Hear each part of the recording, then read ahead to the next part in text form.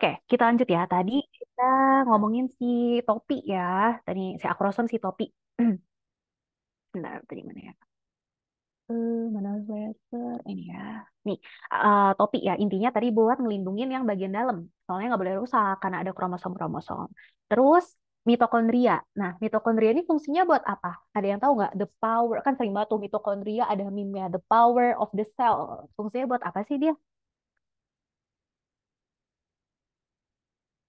Buat, eh, oke, ini siapa masuk? Buat ngasilin ATP ya. Nah, kenapa sih ATP itu kan energi tuh? Kenapa harus dihasilin energi? Soalnya kan dia mau gerak. Si apa namanya flagelanya, si tailnya mau gerak, otomatis butuh energi gitu ya. Nah, ini nih struktur yang sangat-sangat mendetail, sangat mikroskopik. Sebenarnya ini nggak usah dihafalin sih guys, kayak nggak pernah ditanyain. Cuma kalau yang mau aku highlight ini nih, mikrotubulus. Jadi yang namanya mikrotubulus itu tuh yang bikin supaya dia bisa gerak. Intinya kayak gitu aja. Makanya si ekor, si flagela bisa gerak. Oke? Nah, terus kita ngomongin si sel Sertoli ini tadi. Karena aku udah bilang ya, nama lainnya si sel Sertoli itu nursing cell. Nurse itu kan yang merawat, yang ngasih makan. Nah, dia tuh ngasih makan nih. Dalam bentuk apa? Dalam bentuk asam laktat, oke? Terus ternyata dia itu juga bentuk yang namanya blood testis barrier. Barrier itu kan batas ya. Jadi pembatas antara darah sama testis. Nah, kira-kira kenapa ya darah sama si testis tuh nggak boleh masuk gitu? Kenapa harus dibatasin? Kenapa harus ada barrier? Ada yang udah tahu belum? Kayak aku ceritain ya, kenapa perlu dia ada claustrum, kenapa dia perlu ada barrier? Karena kalau misalnya si darah nih yang ada di bagian luar itu bisa masuk ke dalam testis, ternyata dia itu bisa mengaktifasi yang namanya antigen sama antibodi gitu guys. Ternyata kalau misalnya antigen antibodi ini teraktivasi, dia tuh malah nyerang sel tubuhnya sendiri. Jadi istilahnya tuh kayak penyakit autoimun gitu. Nah, kita kan nggak mau dong ada penyakit autoimun, masa dia menyerang tubuh dia sendiri. Oleh karena itu, makanya perlu dikasih pembatas kayak gitu. Terus ternyata si sel Sertoli ini juga memfagositosis sisa sel. Artinya fagositosis itu makan makanin sel sisa. Sel sisanya apa sih, Kak? Si cairan tadi. Nih, cairan ada, terus kan tadi dia hilang ya, si cytosol extrusion. Hilangnya kemana? Siapa yang makan? Si ini, si sel Sertoli juga. Terus ada juga yang namanya sintesis. Yang penting nih si ABP. ABP itu apa, Kak? Jadi gini, untuk pembentukan spermatozoa ya, itu tuh untuk pematangannya kita butuh yang namanya hormon testosteron. Hormon testosteron. Bentar. Oke, butuh yang namanya hormon testosteron atau hormon T. Nah, hormon T ini dihasilin sama sel apa? Sel Leydig ya. Nah, posisinya dia itu tuh ada di luar si sel Leydig itu, bukan di dalam si tubulus seminiferusnya. Padahal spermatozoanya kan ada di dalam nih. Ya kan ya. Nah, padahal dari luar ke dalam kan nggak bisa masuk karena ada sih pembatas tadi nih, ada blood testis barrier. Cara masuknya gimana? Cara maju masuknya dia itu ibaratnya dia kayak butuh Gojek gitu loh guys. Dia butuh sesuatu yang buat nebengin dia supaya bisa masuk nih si testosteron. Gojeknya siapa? Gojeknya itu si ABP ini. Ya. Jadi androgen binding protein ini nanti dia bakalan jadi penghubung atau Gojek yang ngangkutin testosteron supaya bisa masuk ke dalam. Kayak gitu simpelnya. Dan juga ada inhibin. Terus si selula myoidea tadi udah tahu ya fungsinya buat kontraksi biar dia bisa gerak. Nah, terus dia juga menghasilin sinyal-sinyal. Sinyal-sinyalnya itu nanti bentuknya ada prostaglandin lah, ada oksitosin. Biasanya yang suka ditanya itu yang si prostaglandin sama oksitosin. Prostaglandin ini fungsinya apa sih? Dia itu sebagai vasodilator. Vasodilator apa Kak? Sesuai namanya ya, vaso kan fasa pembuluh darah. Dilator tuh dilatasi. Jadi dia buat pembuluh darahnya itu lebar. Kenapa dibuat lebar? Supaya alirannya lancar. Kenapa dibuat alirannya lancar? Karena biar nutrisi-nutrisinya itu gampang masuk, geraknya juga gampang, kayak gitu. Makanya dia butuh si prostaglandin.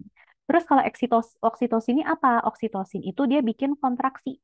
Jadi dia bikin si tubulus seminiferusnya itu kontraksi. Jadi ya biar proses-proses spermatogenesisnya ini bisa berkontraksi, bisa kayak bekerja dengan baik kayak gitulah istilahnya. Gitu. Biasanya ditanyain itu sih, sinyalnya apa tuh yang dihasilin sama selula moidea? Jawab itu ya, prostaglandin atau oksitosin. Nah, terus ada tadi si sel Leydig. Sel Leydig tuh yang aku bilang tadi ngasilin si hormon T atau hormon testosteron. Kalau kita lihat secara histologi, ini kan dia tubulus seminiferusnya kan yang ini nih. Ya. Terus si testosteronnya atau si sel-sel Leydignya itu kan di luar ya. Ini tubulus seminiferus, tubulus seminiferus. Nah, dia hasilnya di luar. Makanya tadi yang aku bilang testosteron tuh adanya tuh di luar tubulus. Padahal dia mau masuk. Jadi dia butuh apa tadi? Butuh Gojek ya. Gojeknya apa? Si A, B, P tadi. Kayak gitu. Itu. Nah, terus sekarang, kok nggak hilang? Oke, sekarang kita memahami struktur-strukturnya ya. Jadi kan tadi ada duktus-duktusnya tuh guys. Duktusnya itu ada tiga, posisinya tuh deket-deketan. Kalau yang ya, sorry. Jadi kalau yang pertama tadi ada epididymis ya, yang buat si matang-matengin. Terus nanti dia naik ke vas deferens atau ke ductus deferensnya. Terus nanti dia ketemu vesicula seminalis, nyambung jadi satu ya, ductus ejaculatorius. Terus dia ke uretra, terus dia keluar, cerot gitu. Nah, ini kan udah perjalanan ductus deferensnya ada di anak ya. Aku singkat dulu aja. Nah, sekarang kita masuk ke bagian ductus genitalis intratesticularis. Intinya tuh ngomongin tiga ini nih. Jadi si ductus genital itu ternyata dalamnya ada tiga struktur yang bentuknya kayak pipa-pipa juga. Nah, pipa-pipanya tuh apa, Kak? Yang pertama tubuli recti. Tubuli recti ini bentuknya tuh yang kayak keriting-keriting. Nah, si keriting-keriting ini jadi satu yang namanya retotestis. Terus si keriting-keriting tadi ini kan mau ke epididymis ya. Nah, dia butuh jembatan. Jembatannya ini yang kita kasih nama ductuli efferentes. Terus pentingnya apa, Kak? Kalau yang suka ditanyain itu tuh ini nih, kira-kira jenis epitelnya apa ya? Itu sering banget ditanyain. Cara ngafalinnya gimana? Gampangnya gini. Kalau yang si bengkok-bengkok ini, si tubuli recti sama si retotestis, ini kan dia nyambung. Karena dia nyambung, jadi penyusunnya pasti sama. Sama-sama epitel simplex cuboid ya nih. Epitel simplex cuboid. Tapi kalau ductuli efferentes kan dia jembatan nih, jembatan yang menghubungkan dua struktur yang berbeda. Yang satu ini si testis, yang satu nih epididymis. Nah, otomatis kita butuh epitel yang lebih tebal karena kita mau jadi jembatan kan. Nah, lebih tebalnya itu kita buat berlapis-lapis. Makanya dia pseudo stratificatum, guys. Artinya stratificatum itu berlapis-lapis. Pseudo itu palsu, jadi dia berlapis-lapisnya palsu. Dan dia nggak kuboid lagi, tapi ganti ke kolumner gitu ya. Paling yang ditanyain suka di Cumeksu itu. Terus kita lanjut lagi, bentar. Oke, ada kapus.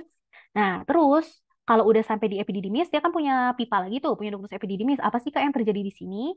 Nah, intinya dia tuh nyerap cairan. Nyerap cair. Kenapa sih? Soalnya si spermatozoanya ini mau gampang gerak. Kan tadi bilang ya, kalau di epididymis udah bisa gerak, udah mulai gerak, tapi geraknya lelet. Nah, ibaratnya kayak geraknya aja masih lelet.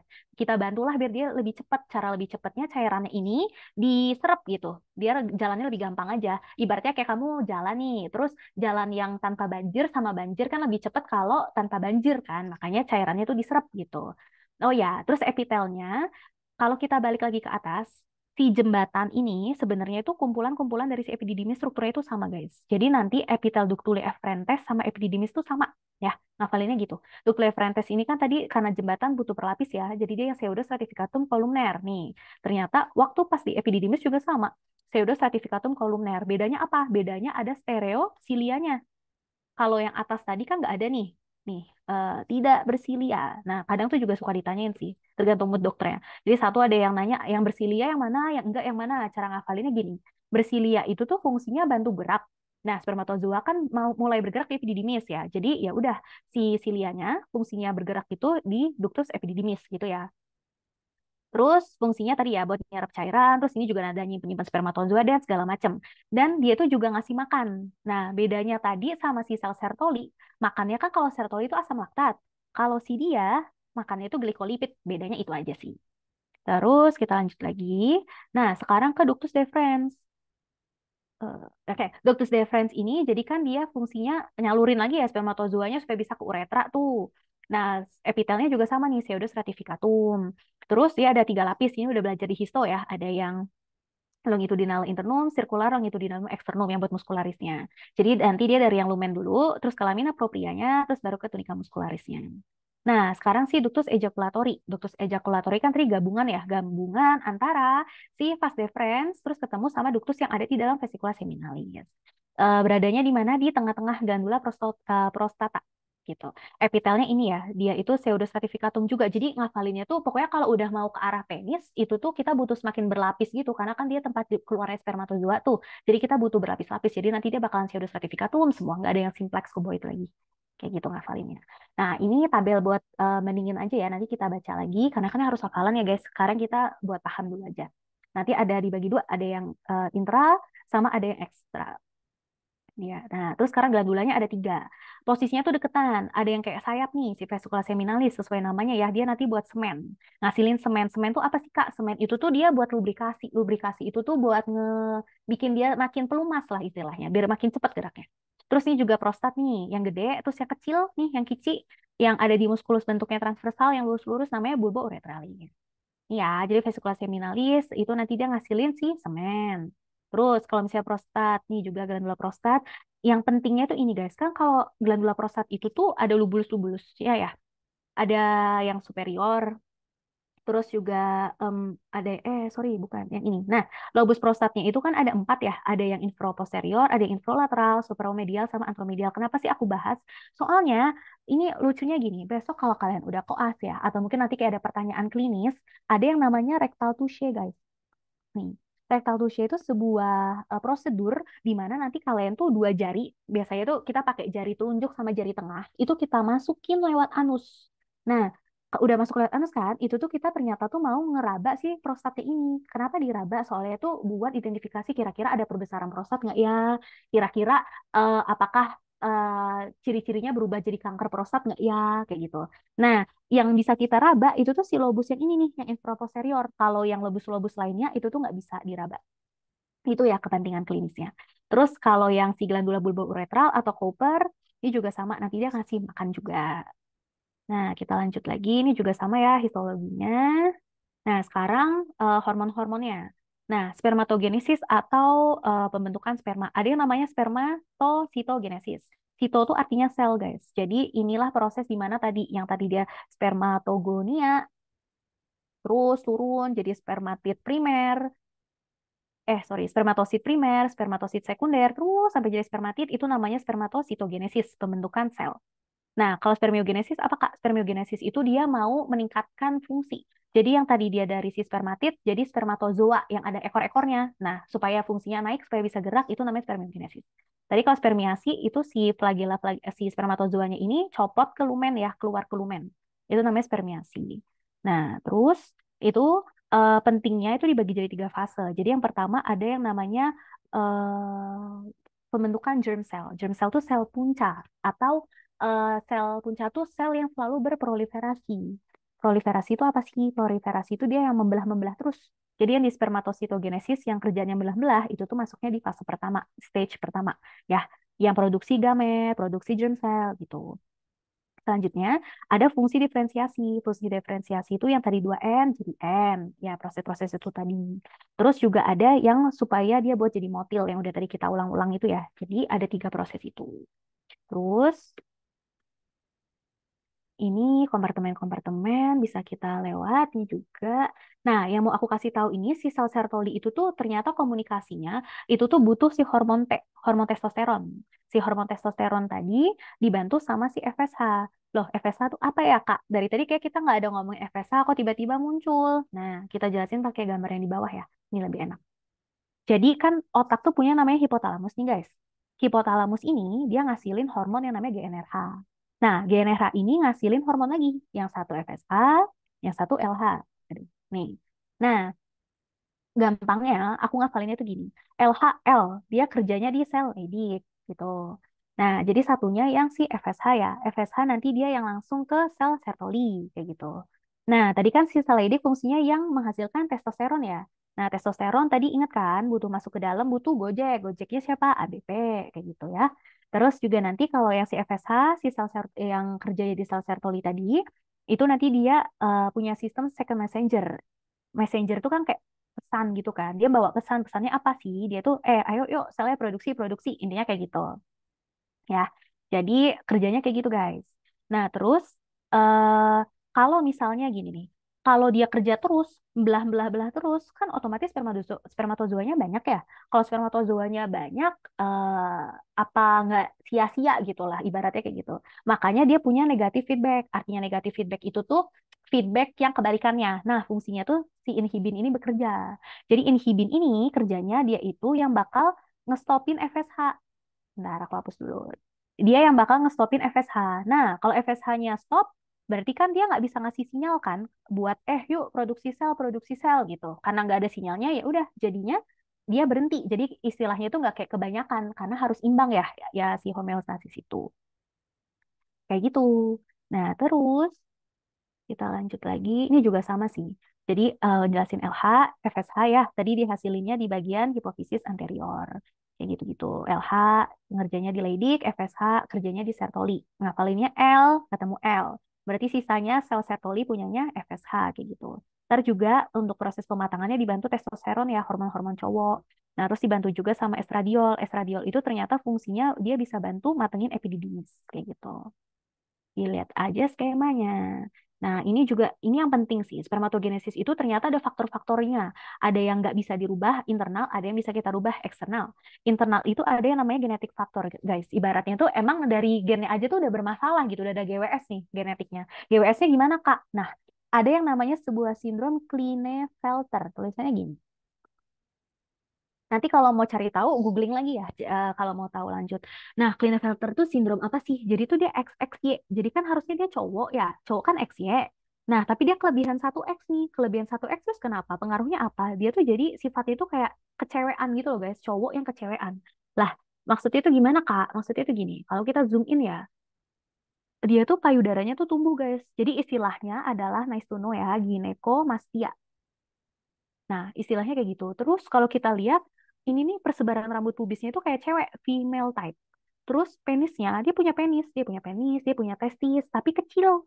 Karena kan seharusnya kalau di cewek kagak ada kan, dan dia itu sifatnya kecil-cewekan kayak gitu. Terus yang jadi perhatian lain nih, white hips, panggulnya tuh lebar, jadi sangat kecewe-cewekan. Nah, itu yang namanya sih sindrom Klinefelter. Jadi emang kayak faktor genetik yang emang nggak bisa kita otak-atik kayak turunan gitu soalnya. Terus misalnya ada abnormalitas dari endokrinnya. Endokrin itu kan yang ngurusin hormon. Kalau misalnya hormonnya bermasalah, otomatis kerjanya juga bermasalah ya. Tadi kan kita banyak tuh ada hormon FSH lah, LH lah, androgen lah, dan lain-lain lah gitu. Terus juga increasing of heat. Increasing of heat itu panasnya meningkat. Nanti ada bedanya, ada yang increasing of heat internal, ada yang increasing of heat eksternal. Bedanya apa, Kak? Nah, kalau misalnya yang internal, itu tuh terjadinya itu di dalam. Kok bisa? Ada proses yang namanya oxidative stress. Nih, oxidative stress. Oxidative stress ini dia bakal ngasilin yang namanya radikal bebas gitu, guys. Jadi nanti radikal bebas ini bikin ada proses banyak nih. Ini sebenarnya nggak bakal ditanya sedetail itu banget. Cuma nanti dia itu bikin proteinnya rusak, terus dia bikin lipid, lipid itu lemaknya, lemaknya itu jadi terperoksidasi. Peroksidasi itu jadi sifatnya itu kayak beracun gitu lah. Terus juga nanti membran-membrannya rusak, terus DNA-nya juga rusak. Terus gimana dong? Ya otomatis sperma yang mau dibuat rusak. Akhirnya infertil, infertil tuh nggak subur kayak gitu. Itu heat yang meningkat karena emang dari proses dalam ya, dari internal factor, karena ada proses oxidative stress. Kalau yang increasing of heat external factor yang kayak gimana, Kak? Yang kayak gini. Kalau cowok-cowok suka naruh laptop di paha, nah, laptop tuh kan kalau lagi bekerja, walaupun ada kipas laptop kan dia tetap panas tuh. Nah, panasnya itu ternyata ngaruh tuh, ditaruh deket paha, deket skrotum, deket penis, dia bisa mempengaruhi kualitas sperma juga, guys. Ternyata kayak gitu.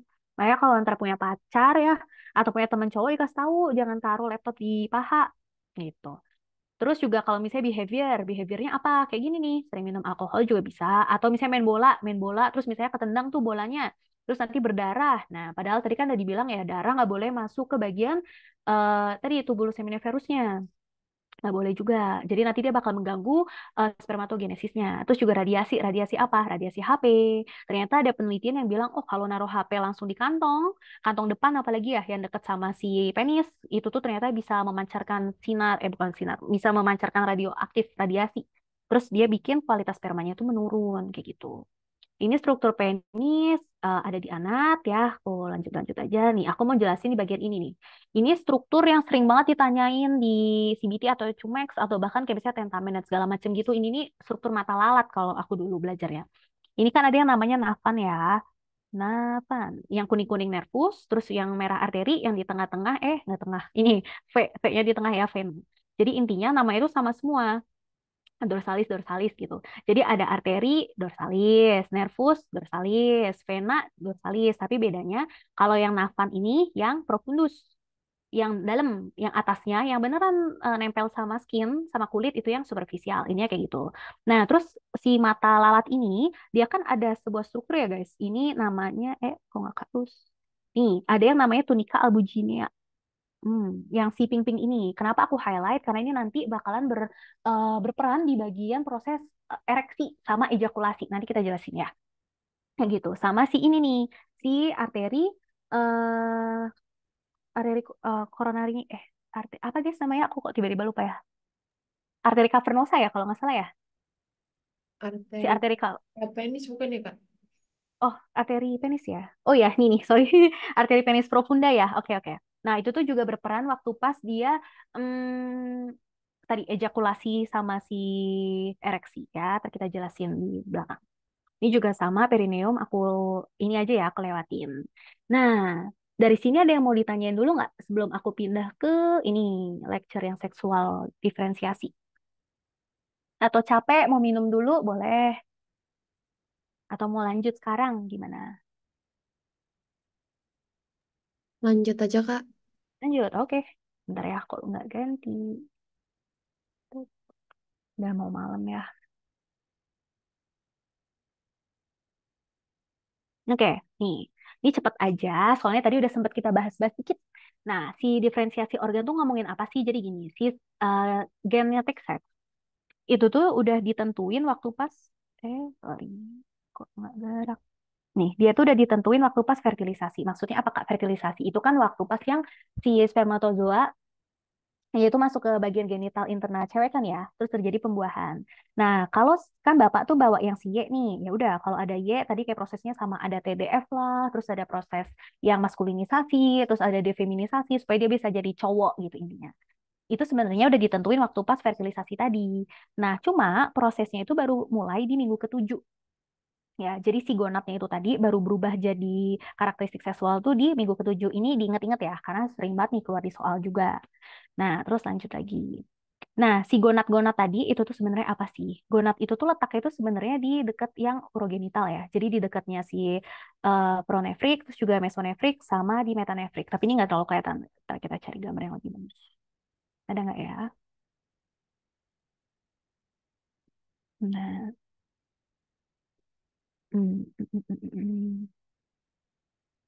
ini jadi PPT-nya aku sama Kak Atim tuh nge-screenshot dari buku textbook itu guys. Jadi lebih gambarnya lebih oke sih menurut aku. Nanti aku kasih ya. Jadi nanti intinya nih si gonat-gonatnya itu tuh lokasinya deket si tempatnya yang mesonefros, metanefros kayak gitu ya. Ntar letaknya di sini. Terus, oke, gonat. Gonat itu turunan dari apa sih? Dia itu dari mesenkim ya. Mesenkim itu yang tengah. Jadi nanti pasti liningnya atau pelapisnya itu mesotelium. Hafalinnya gampang, yang di tengah lah intinya. Nah, kerjaannya ini ada yang namanya sel PGC atau primordial germ cell. Penting nih, sering ditanyain. Kenapa sering ditanyain? Soalnya si PGC ini nanti dia tugasnya ini. Si PGC ini ya, dia tuh mulainya dari yolk sac dulu. Yolk sac tuh kayak kuning telur. Dia mulailah dari situ. Kalau udah, dia itu nanti bakalan gerak ke hindgut nih, yang kuning-kuning. Ini aku zoom deh. Eh, Nih, kan kelihatan ya, dia naik si titik-titik PGC nih yang warna merah, dia naik lah ke hinggatnya. Terus nanti dia berhenti di bagian genital ridge-nya itu tadi. Biasanya itu sering ditanya juga tuh, perjalanan PGC kemana? Gampang ya, berarti dari yolk sac ke hinggat ke genital ridge, kayak gitu. Nah, terus, oh nih gambarnya ternyata ada. Nih ya, dia mulai dari umbilical vesicle. Umbilical vesicle itu sama lainnya yolk sac, si kuning telur. Sama aja nih, ngulang aja sebenarnya. Dia tadi ke yang kuning, terus baru nanti ke genital ridge-nya ya. Terus baru dia jadi yang si gonadnya yang pink ini. Set, primordium of gonadnya. Nah, kalau kita zoom in, gonad tuh yang kayak pipa ini nih, si genital ridge-nya. Ya, kita lihat gambar lain lagi. Nih, si gonadnya. Nih, gonadnya. Dekat yang mesonefricus, paranefricus, pokoknya dia di tengah-tengah. Kalau aku ngafalinnya, dia kan tadi dari mesenkim ya, mesotelium, soalnya emang di tengah-tengah gitu, aku ngafalinnya gitu sih dulu caranya. Nah, terus, kan ada yang namanya si PGC itu kan bakal meningkat ya, nanti dengan cara mitosis. Nah, yang perlu ditentukan itu tuh di gambar ini, guys. Bentar, mana ya? Mm, mm, mm, mm, mm. Nih, nih. Jadi, si gonad, si pink, kalau misalnya dia mau jadi cowok, tadi kan ada TDF. Tadi kan juga udah aku bilang ya, minggu 7, diingat-ingat nih sering banget ditanyain. Jadi dia bakal mulai prosesnya di minggu ketujuh kalau mau jadi cowok. Tapi kalau nggak ada TDF, tadi kan jadi baby cewek, itu tuh baru mulai di minggu ke-12. Nah, aku ngafalinnya itu tuh ada jarak 4 minggu ya, 7, 8, 9, 10, 11, 12 ya. Salah, 5 minggu.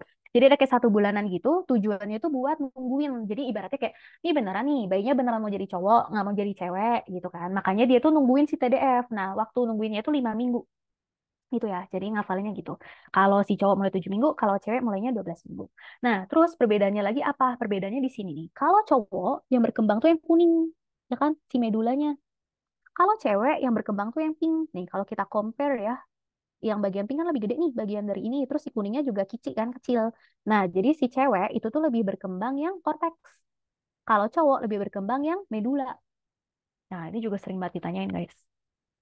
Ingat-ingat ya. Nah, terus kita lanjut lagi ke sini. Tadi si yang TDF intinya kan TDF tuh hormonnya. Dia itu kerjanya itu di bagian game SRY. SRY itu apa sih? Short Region of Chromosome Y. Intinya kalau dulu kita SMA kan belajarnya kayak ya udah nih telomer ya yang kayak intinya gitu. Terus kan nanti ada lengan pendek, ada lengan panjang. Nah, pokoknya dia kerjanya di si lengan pendek aja gitu, di short arm region gitu. Tapi jarang ditanyain sih. Tapi ya bolehlah diingat-ingat ya SRY gen gitu. Terus nanti SRY proteinnya buat ngapain? Yang tadi ada si Mullerian inhibitor factor atau AMH anti Mullerian hormon sama aja dia cuma nama lain. Terus testosteron ntar ada hubungannya di situ. Ini juga tadi udah kita lewatin.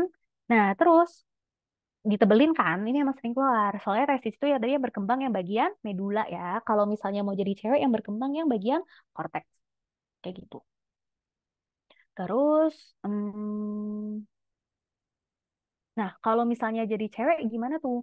Karena dia kagak ada kromosom Y, jadi dia kan lebih lama ya very slowly. Aku bilang tadi dia mau nungguin beneran gak nih mau jadi cewek? Beneran gak mau jadi cewek ya kan? Jadi dia nunggu 5 minggu tadi. Makanya dia mulai di 12 minggu. Nah, terus tapi ada yang bilang sih 10th week ya, 10 minggu. Boleh ikutin yang di lecture aja sih nggak apa-apa. Kalau yang tadi aku tulisan 12 minggu tuh kan aku ngambil dari buku tuh, dari textbook guys. Tapi kalau misalnya dokternya buat di lecture minggu 10 ya udah ikutin aja minggu 10 nggak apa-apa. Ya di rentang 10 sampai 12 gitu lah biasanya ya. Nah, terus ini. Nah, ini sebenarnya nanti lebih dijelasin waktu pas pembahasan cewek sih guys, di minggu depan ya. Ini, nah terus ini juga lebih ke cewek sih, sel folikuler. Nah, jadi intinya ringkasannya itu gini. Si gonad ini kan tadi bisa jadi cowok, bisa jadi cewek ya. Kalau cowok kan XY, berarti dia ada TDF. Nah, tadi yang berkembang siapa? Si medulanya. Kerjanya tadi di mana? Yang si SRY ya, yang di short region. Ada TDF nih. Karena ada TDF jadinya testis. Ya udah, sama lagi persis prosesnya diulang-ulang terus. Ada sel Sertoli, ada sel Leydig. Sel Leydig fungsinya testosteron, ngasilin testosteron. Testosteron ini pecah lagi jadi DHT. DHT itu apa, Kak? DHT itu dihidrogen testosteron, dihidrogen testosteron. Jadi dia kayak bentuk testosteron juga tapi turunannya. Fungsinya buat apa? Dia itu bantu matengin aja spermatozoanya di epididymis gitu. Ya, sehingga akhirnya oke, jadilah male GT. Terus kalau misalnya cewek, tadi berkembangnya yang korteks ya, nggak ada SRY, berarti nggak ada TDF. Karena nggak ada TDF, nggak jadi testis. Ya udahlah, berarti langsung jadi ovarium. Ovarium ini tadi yang di slide-slide di atas itu bahas tentang sel folikuler. Sel folikuler. Nah, terus sel folikuler ini sama aja kayak kalau cowok sel Leydig, kalau cewek sel folikuler gitu guys gampangnya. Ntar kita bahas minggu depan. Nah, terus hormonnya, kalau si cowok butuh testosteron, si cewek butuh estrogen. Kayak gitu. Jadilah female GT gitu ya. Terus, ini Kak, tadi udah kita mau boleh sel gimana nih? MV itu fungsinya apa? Apa? Yang MIV yang mulari Oh, yang di Sertoli. ini ya. Iya. MIF itu kan tadi Mullerian Inhibisi Factor. Itu sama aja kayak AMH, anti Mullerian hormon. Nah, si anti Hmm. Mullerian hormon itu yang tadi itu loh, yang ada 2 proses yang aku bilang. Yang proses pertama maskulinisasi. Tapi nggak cukup kan 1 proses. Pokoknya harus dibuat anti cewek. Si proses defeminisasi. Yang tadi aku bilang. Nah, proses defeminisasi kan anti cewek. Nah, dia butuh hormon si anti cewek, anti Mullerian hormon. Nama lainnya MIF ya, Oke, Kak. gitu. Terus ini tadi duktus sudah kita ulang-ulang juga ya. Ada yang tadi mesonephrikus, paramesonephrikus. Tadi cara ngafalinnya yang cowok Wolfian serigala maskulin. Ngafalinnya satu aja biar nggak ketukar. Dia yang meso. Terus berarti kan dia yang di tengah ya. Terus aku bilang para tuh artinya di sekitar. Berarti yang Mullerian yang di sekitar, yang di kanan kiri, yang warna pink tadi. Oke. Ini juga sama aja. Nah, terus ini yang tadi si homolog-homolog falus jadi penis. Udah kita bahas juga ya.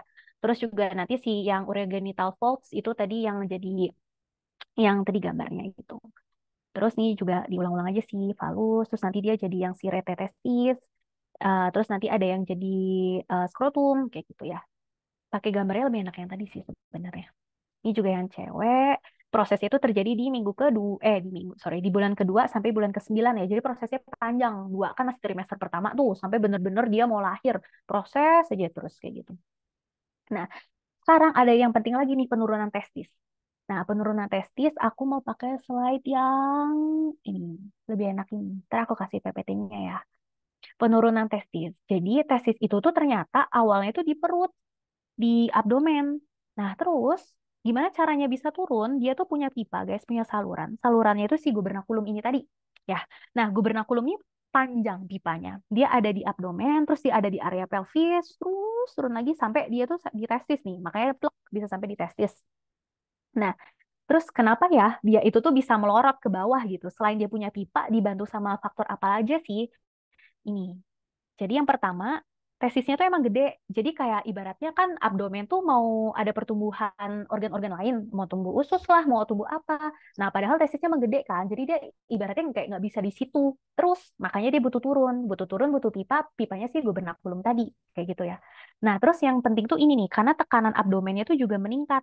Kenapa tekanan abdomen yang meningkat? Karena ada pembentukan organ-organ abdomen. Jadi ibaratnya kan kedesek tuh perutnya. Karena perutnya kedesek, tekanannya naik. Nah, tekanannya naik itu yang bikin si testisnya itu juga jadi turun, bisa masuk ke pipanya. Itu sih yang penting highlightnya ya. Terus, nah ini juga penting nih, sering ditanyain. Di minggu ke-26, dia itu harus udah turun retroperitoneal. Artinya udah nggak boleh di peritoneum lagi. Ya, jadi harusnya dia itu udah masuk ke yang inguinal rings. Atau kanalis inguinalis. Jadi dia harusnya udah di pelvis nih. Kalau misalnya kita gambarnya di sini, ini kan masih di perut.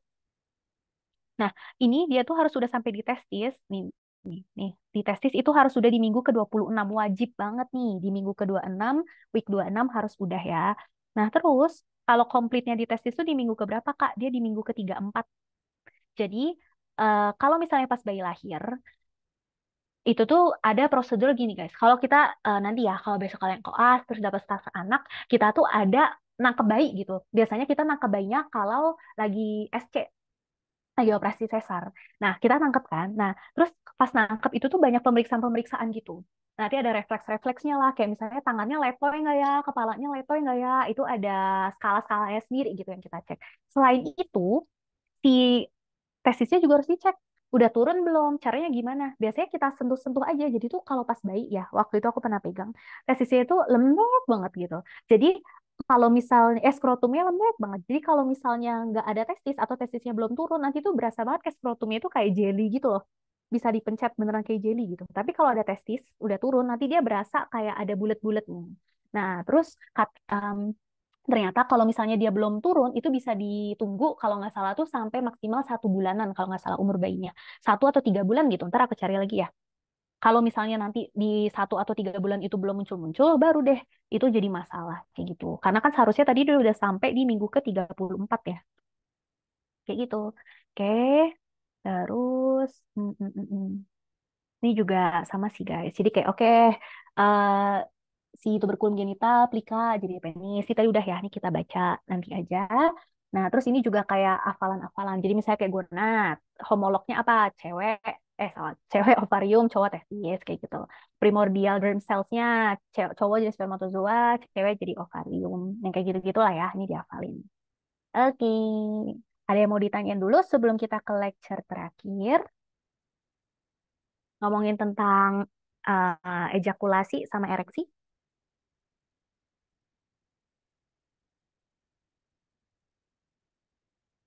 Oke. Ini kan tinggal 1 menit, guys. Apa kita matiin dulu gimana? Terus kita masuk lagi ya buat lecture terakhir. Oke nggak? Biar nggak kepotong. Oke, Kak. Oke. Balik lagi ya.